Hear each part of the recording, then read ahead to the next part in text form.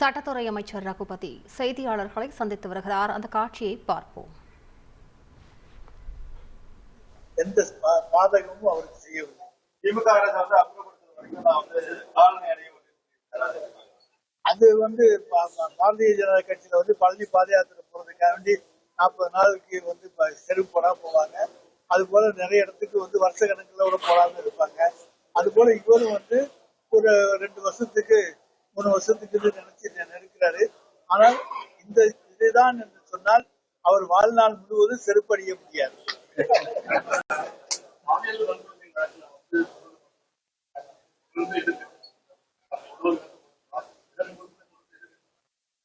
அந்த ஞானசேகரனுக்கு எங்களுக்கு எந்த சம்பந்தம் இல்லை என்று தெளிவுபடுத்தி விட்டோம்.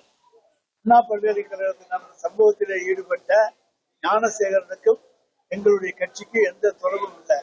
இப்ப அந்த இடத்துல போட்டோ எடுக்கிறாங்க. இங்க நம்ம வர்ற போது யாராச்சும் என் பக்கத்துல இருந்து போட்டோ எடுத்துக்கிட்டா அவங்க வந்து எனக்கு வேண்டியவங்களா? எனக்கு அவங்களுக்கு ஏதாவது ஒரு தொடர்பை நீங்க நிரூபியுங்கள், நாங்கள் ஏற்றுக்கொள்கிறோம். எந்த தொடர்பையும் நிரூபிக்காம போட்டோ காமிச்சு பக்கத்துல போட்டானா அரசியல்வாதிக்கு பக்கத்துல யாரு நின்று போட்டோ எடுக்கத்தான் செய்வாங்க. வர்றவங்களை நான் போட்டோ எடுக்க வேண்டாம்னு சொன்னா பாரியா போட்டோ கூட எடுக்க விட மாட்டேங்கிறது. புகைப்படம் எடுத்தால் என்ன தவறுன்னு சொல்லி எங்கள் மீதே பாய்வார்கள். அதனால வந்து நாங்க வந்து புகைப்படம் எடுப்பதெல்லாம் தடுக்க முடியாது.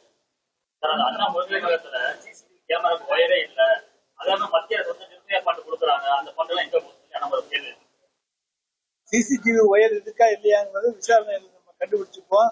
இவர் எந்த வழியா வந்தாருங்கிறது நம்ம விசாரணையில தான் கண்டுபிடிக்க போறோம். நேரு வழியாக வந்தாரா இல்லையா என்பதையெல்லாம் வந்து விசாரணையில தான் கண்டுபிடிக்க போறோம். அப்ப நிர்பயா பற்றி என்ன செலவு ஆகப்பட்டது, எதற்கு செலவு செய்யப்பட்டது என்பதையும் அப்பொழுது விளக்கம் தருவோம். சார், எஃப்ஐஆர் காப்பி வந்து கம்ப்ளைண்ட் கொடுக்கிறவங்களுக்கு ஒரு காப்பி கொடுக்கத்தானே செய்வாங்க. நான் வந்து கம்ப்ளைண்ட் கொடுத்துட்டு எனக்கு சட்டத்துறை அமைச்சர் ரகுபதி செய்தியாளர்களை சந்தித்தார். அந்த காட்சியை பார்த்தோம். செய்திகளை உடனுக்குடன் தெரிந்து கொள்ள உடனே சப்ஸ்கிரைப் பண்ணுங்க.